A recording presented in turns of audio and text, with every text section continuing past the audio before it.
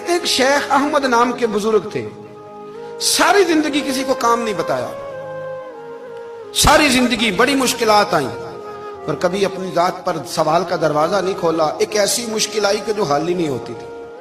किसी ने उन पर कोई इल्जाम लगा दिया। अबू मुस्लिम नाम का एक बादशाह था, उसकी हुकूमत थी, उसने पकड़ के कैद में डाल दिया। अब कैद में है, जुर्म लग गया है, फर्दे जुर्म आयद हो गई है, जेल में है। लोग कहने लगे हजरत जी अपनी सफाई में कुछ कहें, पर मानने लगे सारी जिंदगी बंदों से कुछ नहीं कहा। अल्लाह रसूल को पता है मैं बेगुनाह हूं, मुझे कहने की जरूरत नहीं। दाता गानी बख्श अली हजवेरी ने लिखा है, दाता साहब कहते हैं तू यकीन कामिल तो पैदा कर, तू ईमान तो पुख्ता कर। दाता साहब कहते हैं वो अबू मुस्लिम जो बादशाह था वो नेक आदमी था, उसे रात को ख्वाब में नबी करीम की जियारत नसीब हुई और हुजूर सैयद आलम सल्लल्लाहु अलैहि वसल्लम फरमाने लगे तूने अल्लाह का एक नेक बंदा जेल में डाल दिया, डर नहीं आता, वो तो बेगुनाह है। बादशाह आधी रात को खुद उठा।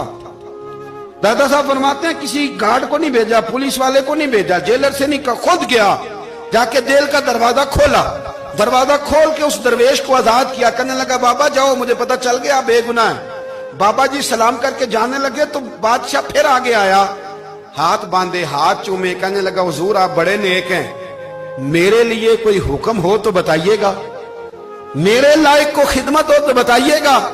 तो शेख अहमद फरमाने लगे तुझे अभी भी समझ नहीं आई, तुझे अभी भी नहीं समझ आई। कहने लगा हुजूर क्या?